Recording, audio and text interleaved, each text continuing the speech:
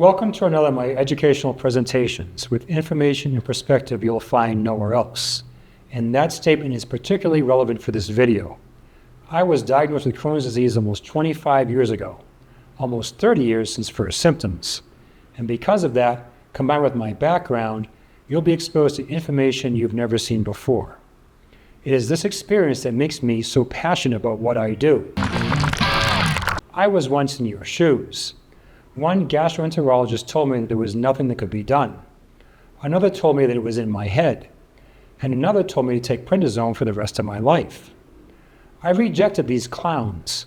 And here I am, all these years later, no drugs, no surgery, defying the odds. What do I know that others don't? A lot. I wish I had known this information when my symptoms first started. It would have saved me a tremendous amount of time, money, and suffering, both physical and mental. But I now know it, and education is key. So whether you have Crohn's or not, educate yourselves. Take charge of your health care. Otherwise, you're a victim of a broken system on every conceivable level. Crohn's disease is labeled as an autoimmune disease, but I question that label. And by the time we're done, you can decide for yourself. In any event, due to the body's immune system, there is extensive inflammation and tissue damage. The classical case is focused on the distal ileum, with diarrhea as the main symptom. In fact, with so much diarrhea, you can arrive at a point where you fear food, as you react to everything. You just waste away. And Crohn's can impact the whole GI tract, from the mouth to the anus. In the past many years, it was more prevalent in advanced economies, and less so in countries which had a reduced exposure to processed foods, drugs, and other things that can affect health.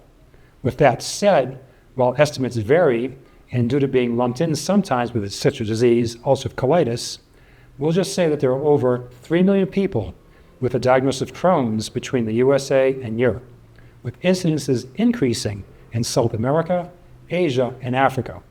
And if you don't properly manage this disease, very bad things can happen. Estimates vary depending on reference, but up to 80% of Crohn's patients will require intestinal surgery at some point. About 30% will require a second surgery. With the advent and use of drugs, the rates of surgery have not changed.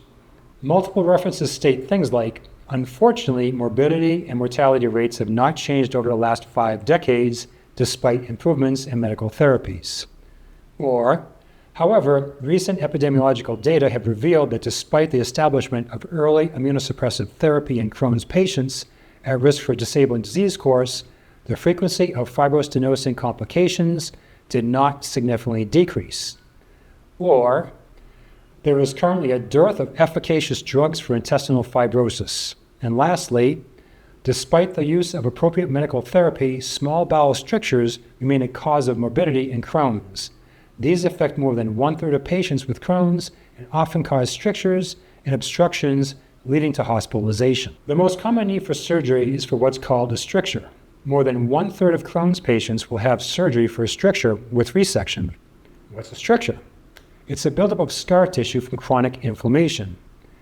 Whether you like this diagram or this diagram, the fibrosis can reduce the space within the lumen, called stenosis. And this can lead to an obstruction, which is an emergency. On top of that, about half of the time, there is a recurring stenosis at the surgical site requiring another surgery. But why does this inflammation with resultant fibrosis and stenosis occur? Well, in Table 1, you can see listed what are entitled Mechanisms and Molecular Pathways Associated with Intestinal Fibrosis in 2023. If you follow my presentations, you know what the next logical question is. What's driving this inflammatory response? What is the root cause? More on this later. I have more scary statistics for you now. When it comes to cancer, the chronic inflammation drives higher risks here too. Colorectal cancer arising from Crohn's colitis, that's a colonic-centric version of Crohn's, exhibits a higher incidence and poorer prognosis when compared to sporadic colorectal cancer and from UC. When talking about small bowel cancer, there is about a 9-fold increase incidence for Crohn's patients as compared to controls. A comprehensive meta-analysis encompassing 26 studies revealed a significant association between IBD and a 67% increase risk for combined gastric, small bowel, and colorectal cancers. Crohn's disease also exhibits a fourfold increased risk for liver cancer. As bad as the previous two slides may be, these will probably win the award for putting fear into you. This chronic inflammation just doesn't cause strictures and cancer. It also makes cells do crazy things. One is a loss in signaling and control, resulting in what's called a fistula. A fistula is an unregulated burrowing of cells from one location to another. Or said more scientifically, intestinal epithelial cells redifferentiate into mesenchymal-like cells acquiring migratory potential. About 35% of Crohn's patients suffer from at least one fistula during their disease course. There are three most common types. One is the perianal, found in the majority of cases, about 54%. This newly burrowed canal can cause fecal incontinence around the anus. In other words, you might need a diaper. Then there's the enteroenteric fistula at about 24%, which is an abnormal opening between two parts of the small intestine. As you can imagine, we don't want contents of the small intestine leaking and reversing course. Lastly, at about 9% is the rectovaginal fistula. Here you can see a photo. As the name implies, there is a fecal leakage into the vagina. Obviously, this leads to a list of terrible issues. And Crohn's is an equal opportunity disease. About 1/3 of patients will have a recurring fistula, and surgery is only successful about 1/3 of the time. About 20% of the time, surgery for both perianal and rectovaginal fistulas results in surgical removal of all or part of the rectum. With all the horrors of diarrhea, weight loss, strictures, cancer, fistulas, and more, as a society, we've come to be dependent on drugs. But do they help? Well, for surgery, apparently not. Why not? Well, it's because they focus on checking inflammation in one way or another. It's like if every morning you get up out of bed and in the dark you banged your shin on a piece of furniture. Your answer, or the system's answer, take a painkiller. My answer, move the piece of furniture. That's the philosophical difference. As I always say, I aim to address the root cause, not sell you a multi-billion-dollar drug. So let's take a brief look at these drugs and educate ourselves. As a part of the step-up approach for Crohn's, you may be recommended drugs called aminosalicylates. Even though they are not indicated for Crohn's, they might be recommended off-label. I'm not going to get into oral versus enema, nor the sulfapyridine molecule on sulfasalazine. We'll just make this easier and lump them all together. The active ingredient is basically aspirin, which is called salicylic acid. Do you know which bacteria has been shown to produce salicylic acid? The superhero of the gut, F. prausicii. But F. prausicii does it locally, whereas the drugs need to arrive at the intended site. If you look at a review of 20 studies on the effectiveness of these drugs for Crohn's, we don't see good results, which explains why they are not indicated for Crohn's. A non-significant trend in favor of sulfasalazine over placebo for inducing remission was observed, with benefit confined mainly to patients with Crohn's colitis. This makes sense as these drugs are indicated for ulcerative colitis. Low-dose mesalamine was not superior to placebo for induction of remission. High-dose controlled-release mesalamine was not superior to placebo either. Just information for you. Next, or first, in the step-up approach would be corticosteroids. Like what I was offered when I was told I'll need to take prednisone for the rest of my life. In the systemic review and meta-analysis, they showed that standard glucocorticosteroids achieve remission in Crohn's 60% of the time, while that number was 31% for placebo. This difference was not shown to be statistically significant for induction of remission in active Crohn's. For budesonide, which is formulated to remain in the GI tract, only 45% achieve remission, while 24% of placebo patients achieve remission. This was shown to be significantly better than placebo. Although a lower success rate than the standard therapy earlier, the placebo also had a lower success rate in this analysis. However, the NNT, the number of patients needed to treat in order to have a positive impact on one person, was 5. Therefore, according to this calculus, 80% of the patients would not see success with this drug. And then the question becomes, if it is effective, for how long? As you can read in the text, corticosteroid drugs can help with remission of Crohn's, but have a significant risk profile. As these authors go on to state, quote, in spite of this, 1 in 4 individuals in the UK with Crohn's have prolonged steroid exposure for greater than 6 months within the first 5 years of diagnosis. And this is mirrored in Europe, Canada, and the United States. This carries with it a substantial burden of corticosteroid-related side effects, including increased rates of infection, adrenal suppression, osteoporosis, diabetes, cardiovascular events, mood disorders, and all-cause mortality. I guess the gastroenterologist who recommended prednisone to me for the rest of my life wasn't aware of this information, or just didn't care. You may also be recommended what are called TNF inhibitors. As the name implies, they inhibit tumor necrosis factor. It's a key step in the immune system's inflammatory response, which is why it's targeted with a drug. Again, we're targeting the response after an offense, not the offense itself. But as you can imagine, evolution didn't just put this pesky TNF-alpha into our immune system for no reason, only to be blocked millions of years later by brilliant scientists. It actually serves a purpose. And so when we do block this key component, we get statements like this: for risks of lymphoma, or this, for infections. In fact, these aren't just hard-to-find risks hidden in the clinical literature. If you look at the prescribing information, I have here highlighted the black box warning for infliximab, which I use as an example only because it was the first TNF inhibitor approved. You can read a long list of cautions in regards to bacterial and fungal infections, tuberculosis, and lymphoma. If you've taken one of these drugs, perhaps you've sadly experienced one of these side effects. Here are more statements from other authors with varying numbers about the effectiveness of the TNF inhibitors. The point being is that some significant percentage of patients will not have a positive response, or will lose that positive response in time. For this reason, and due to fears over side effects from corticosteroids and TNF inhibitors, we have the new kid on the block. There is one JAK inhibitor available for Crohn's, as seen in Table 1. Again, working by modifying the immune pathways.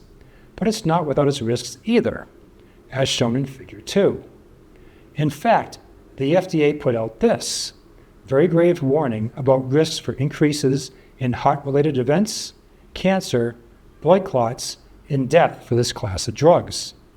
Can't there be a better way to address this ugly disease? So what is at the root cause of Crohn's? In a sentence, it's dysbiosis-driven inflammation, usually in the distal ileum, where there's a faulty set of checks and balances to keep the mucosal barrier pathogen free. And these bad actors are able to adhere to and invade the cells that line the gut, where its effective response to their presence drives inflammation and tissue damage. These faulty checks and balances can be inherited. There is a very strong familial connection within Crohn's.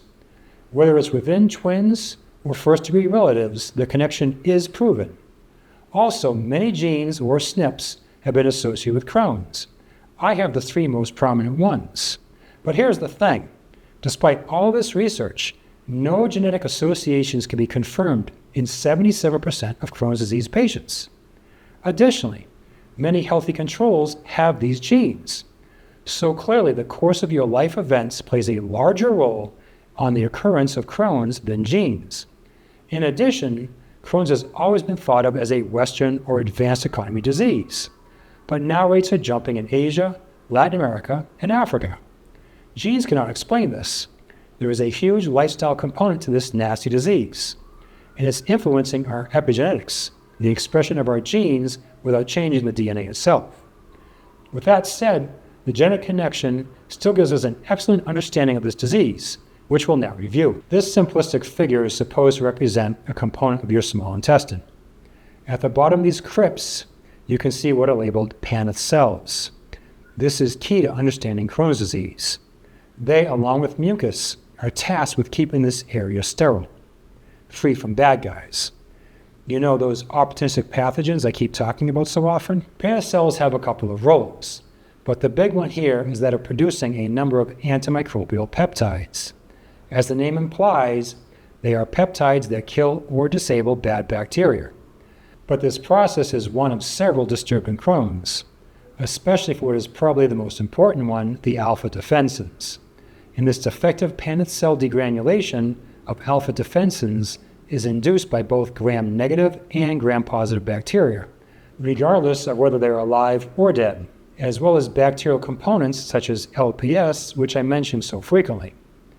Therefore, it's important in Crohn's to be mindful of what we eat, not to introduce too many live or parts of dead bacteria into this hypersensitive system, such as with leftover food, unclean water, and so forth. The human GI tract expresses many such antimicrobial peptides, as you can see here in Table 1. Evolution has gone through many great efforts to ensure that we are protected from bad actors. But we're going to just focus on the first, otherwise the scope would be too broad. These key alpha defensins are derived from those Paneth cells we just highlighted. Without them, or in insufficient quantity, bad actors can adhere to and invade cells. The first gene discovered to be defective in this process, and still to date, the gene which confers the most risk for Crohn's, is what's called the NOD2 gene.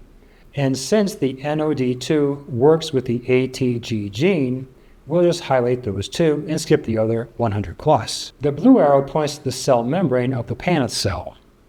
This is the lumen of the crypt, which is supposed to be sterile. And this is NOD2, just hanging out, not doing anything, just being vigilant as a part of the alarm system. Now, obviously, the immune system doesn't have eyes and ears, and thus has to rely on chemical signatures to sound the alarm and raise the troops. NOD2 works on what's called a pattern recognition receptor, and it recognizes PAMPs, pathogen-associated molecular patterns. Here we see one, something called muromyl dipeptide, which is a component of a bacterial cell wall. So, the cell knows that it shouldn't be seeing parts of bacteria within its walls. Realizing an invader has snuck in over the castle walls, it then kicks off a series of events, resulting in signals to the nucleus to ramp up inflammation to attack the enemy. Additionally, it also rallies autophagy, which is a process of degradation and recycling of cellular components, reducing cellular stress, but also degrading bacterial components upon entry into the cell, which under normal conditions is here. But when the ATG gene is defective, this is compromised here, allowing bacterial invasion and subsequently more MDP to continue this hyperinflammatory defective process. The NOD2 gene flaws account for a series of faulty signaling, incorporating all we've covered and more. This dysregulated process leads to a hyperinflammatory environment, trying harder and harder to clear these pathogens, but without the appropriate tools to do it. This is where drugs come in, like TNF inhibitors, trying to dampen down this process. But as we saw from the drug and surgery data, they don't work that great. Why not instead support this whole system? Why not increase the health-promoting bacteria who will keep the microbiome in shape, preventing this to begin with? Bacteria who will produce butyrate, which has been shown to support the dysfunction within these cells. Our lives give us exposure to antibiotics, a proven risk factor for Crohn's disease, and other lifestyle measures which can only explain why Crohn's rates are linked to so-called advanced economies, and how no genetic associations can be confirmed in 77% of Crohn's disease patients. If we understood this dysbiotic root cause, then perhaps we could address this long before drugs even plug into this equation. Which brings us to my all too familiar meta-analysis.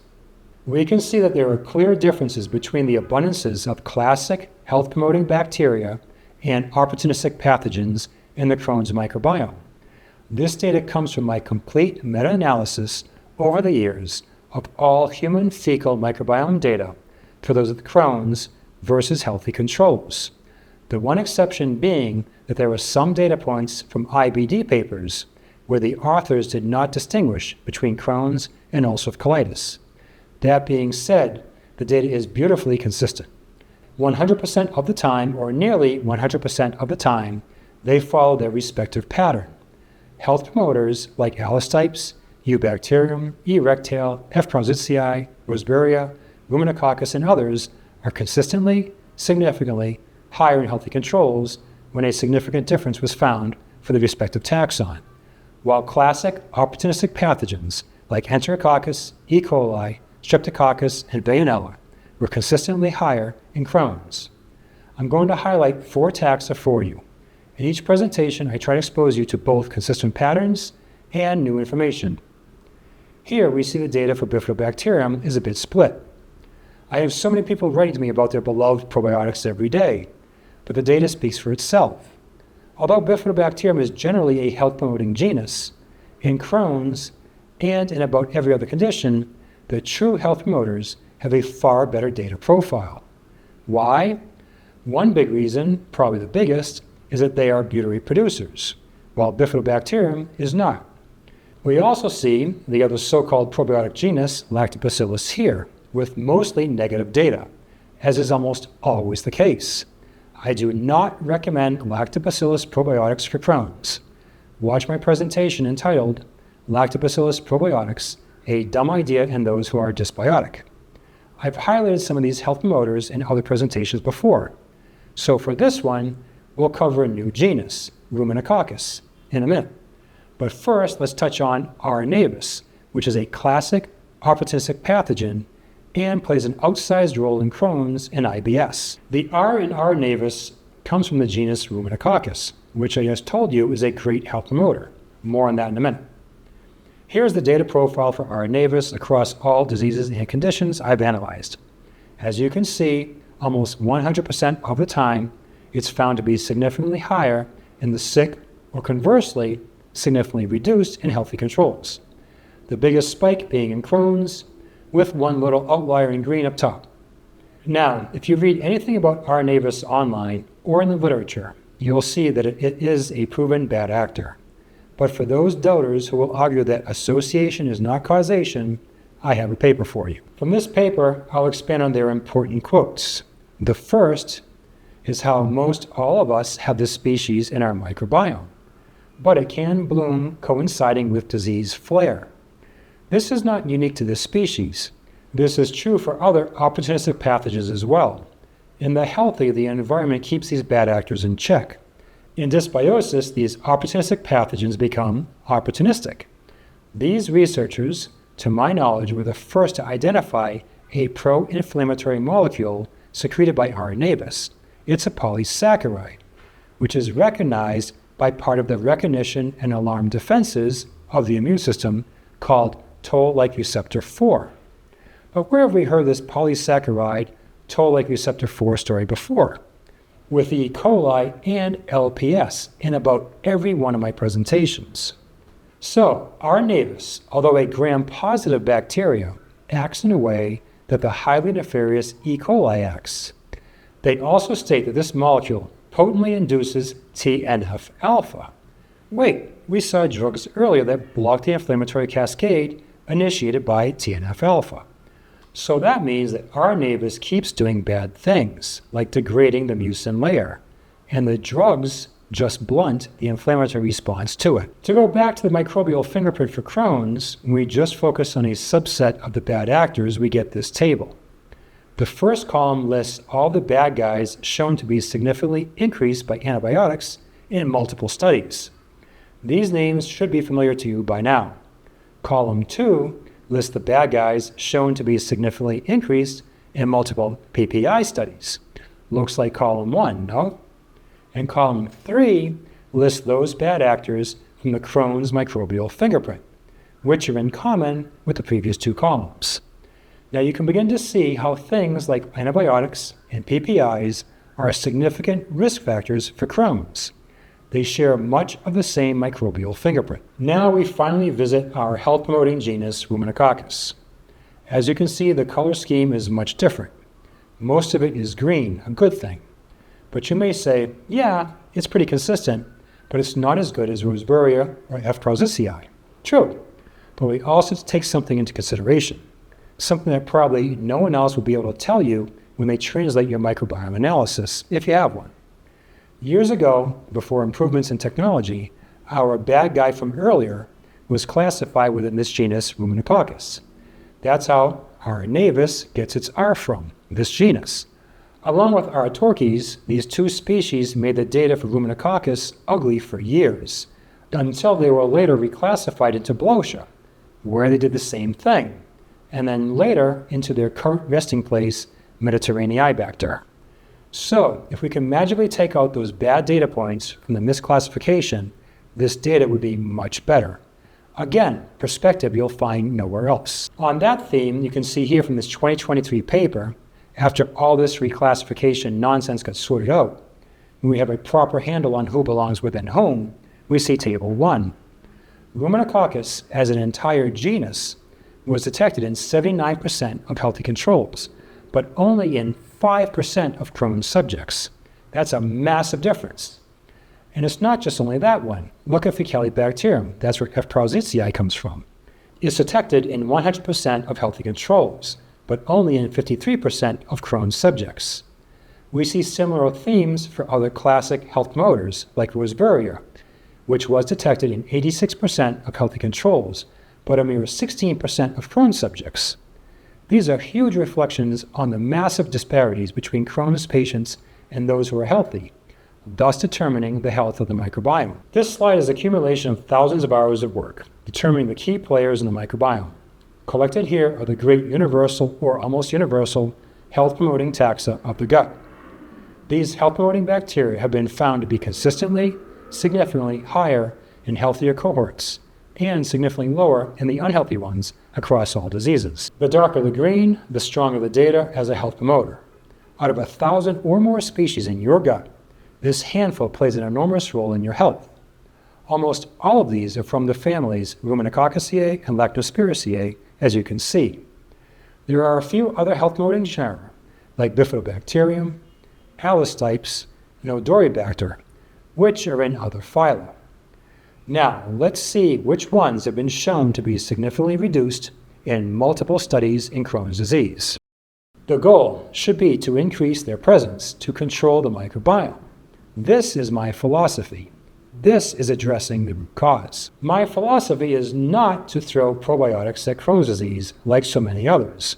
If you remember from my meta-analysis, Lactobacillus, one of the main probiotic genera, was almost always significantly higher in Crohn's versus healthy controls. If that's the case, why in the world would you think adding more Lactobacillus would help? It makes no sense whatsoever. And once you understand why, watch my videos on pH and Lactobacillus, then you'll understand where I'm coming from. The data for Bifidobacterium was okay, but not nearly as great as the other universal health promoters. And in this meta-analysis here, they state, quote, there was no benefit of probiotics in inducing remission of active Crohn's, in preventing relapse of quiescent Crohn's, or in preventing relapse of Crohn's after surgically induced remission. Or in this review, which states, quote, there is currently no evidence to suggest that probiotics are beneficial for the induction or maintenance of remission in children or adults with Crohn's disease. None of the individual studies included in this technical review reported a significant benefit from probiotic therapy. And a meta-analysis combining two studies, each analyzing L. johnsonii, LA1, and H-strain probiotic combination, or S. boulardii, revealed no clear benefit. And speaking of S. boulardii, now we enter into some advice that you won't find anywhere else. Sadly, through my own trial and error, mostly error in this case. Supposedly, S. boulardii is a non-pathogenic yeast. Well, not so fast. Its sister species, S. cerevisiae, also known as baker's yeast, was the first Crohn's-specific immune response thought to be targeted towards microbial antigens. In this case, it's cell wall. Anti-Saccharomyces cerevisiae antibodies have been detected in up to 40 to 70% of patients with Crohn's. S. boulardii as a species within this same genus, Saccharomyces. So don't you think that their cell walls could share some commonality or basically be identical? Well, I didn't know this many years ago when I decided to try S. boulardii. I immediately felt flu-like after taking one capsule and never took one again. Does this mean you'll have the same reaction? It's hard to say, but I highly recommend against it. It's not necessary anyhow. In my microbial fingerprint for Crohn's disease, nowhere do you see S. boulardii. Let's be smart about this. Another thing I did wrong many years ago, thinking was the right thing to do at the time, was take reasonable doses of vitamin D.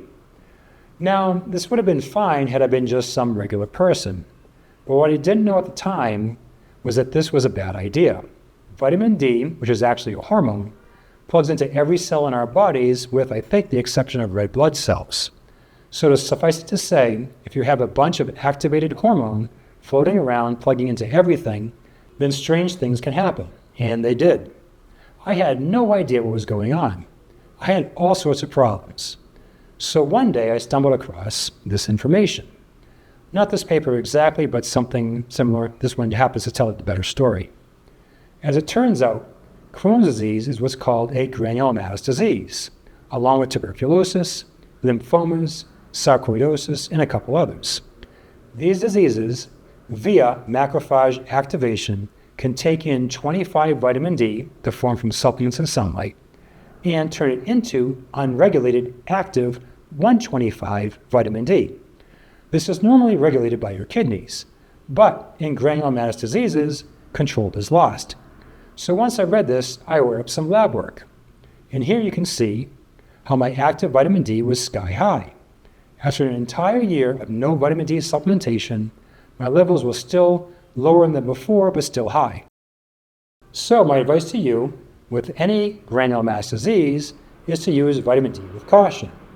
And if you're a practitioner, you should be aware of this. Another thing to consider is current and past antibiotics and PPI exposure. Here you can see marked increases in risk for IBD with the use of either, in addition to the use of NSAIDs and having an IBS diagnosis. I'm not here to contradict your doctor's recommendations. I'm simply offering information and perspective. However, it is well known that PPIs and antibiotics are overused. If you have Crohn's and have taken antibiotics during significant symptoms, you probably found that it helped. That's normal. You're killing bacteria, both good and bad. But the long-term consequences are very ugly. Watch my presentation entitled Antibiotics and Their Effects on the Microbiome to learn much more. And these PPIs and antibiotics, they are driving dysbiosis, which is what Crohn's is, severe dysbiosis with possibly some genetic flaws mixed in. And this microbial profile is not only bad for Crohn's and many other conditions, but also for a C. diff infection. This can put you at risk for morbidity and mortality on its own above and beyond Crohn's. In fact, IBD is a major risk factor for C. diff. In large part, C. diff is driven by the dysbiotic perturbation and bile acid metabolism. And as you can see here, circled in red, the bile acids in IBD, especially in active IBD, are significantly different than those of healthy controls. See my presentation on C. diff to understand how this plays a large role in a C. diff infection. We can also see here in the blue circle how the two most important players in the microbiome, F. Trousicii, the superhero, and E. coli, the ultimate opportunistic pathogen, have very different ratios in IBD, especially for those with active disease. And in the text at the bottom, we see once again our data for lactobacillus, where it was shown to be a characteristic feature in a flare-up alongside E. coli. There are a number of other things I could have expounded upon, like dietary considerations. However, this presentation was already long enough. If you have Crohn's, or if you're a practitioner wanting to learn more about managing Crohn's, you're welcome to schedule a consult with me on my website, themicrobiomeexpert.com. I offer no cure. However, it's something that can be managed very well. I am walking proof of that. I hope between my personal experiences and my knowledge base of the microbiome, I was able to highlight a number of topics you would have otherwise not been exposed to. Crohn's has its nuances, but with proper management, a slew of horrific possible outcomes can hopefully be avoided. I invite you to try something more intelligent, to address the root cause. I don't make this offer lacking evidence.